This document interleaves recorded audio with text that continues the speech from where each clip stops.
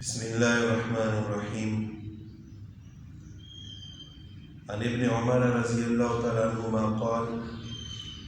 قال رسول الله صلى الله عليه وسلم من توضأ على طهر كتب له 10 حسنات. حضرت عبداللہ بن عمر رضی اللہ تعالیٰ عنہما سے روایت ہے، فرماتے ہیں کہ رسول اللہ صلی اللہ علیہ وسلم نے ارشاد فرمایا کہ جس شخص نے پاکی پر وضو کیا، یعنی اس کا وضو پہلے سے تھا، وہ پاک تھا،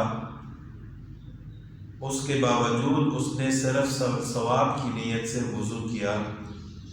کتب لہ 10 حسنات، تو اس کے لیے 10 نیکیاں لکھ دی جائیں گی۔ اگر وضو نہیں ہے تو پھر تو وضو کرنا ضروری ہے، فرض ہے، اور اگر وضو ہو تو پھر بھی ہر نماز کے لیے نیا وضو کرنا مستحب ہے،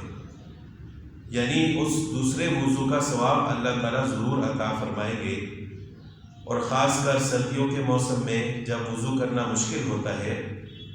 تو اگر انسان ثواب کی نیت سے وضو کرے تو اللہ تعالیٰ اس کے درجات کو بلند فرمائیں گے۔ اور اس حدیث مبارکہ میں رسول اللہ صلی اللہ علیہ وسلم نے ارشاد فرمایا کہ جس نے وضو ہونے کے باوجود وضو کیا اللہ تعالیٰ کی رضا کے لیے، تو اللہ تعالیٰ اس کے لیے 10 نیکیاں لکھ دیں گے اور اس کے 10 درجات کو بلند فرمائیں گے۔ تو اگر انسان کا وضو پہلے سے ہو تو اس کے ساتھ بھی انسان 1 سے زیادہ نمازیں پڑھ سکتا ہے، لیکن اگر وضو ہونے کے باوجود نیا وضو کرے تو اس پر اللہ تعالیٰ اس کو زیادہ اجر عطا فرمائیں گے۔ اللہ تعالیٰ ہم سب کو عمل کرنے کی توفیق عطا فرمائے۔ وآخر دعوانا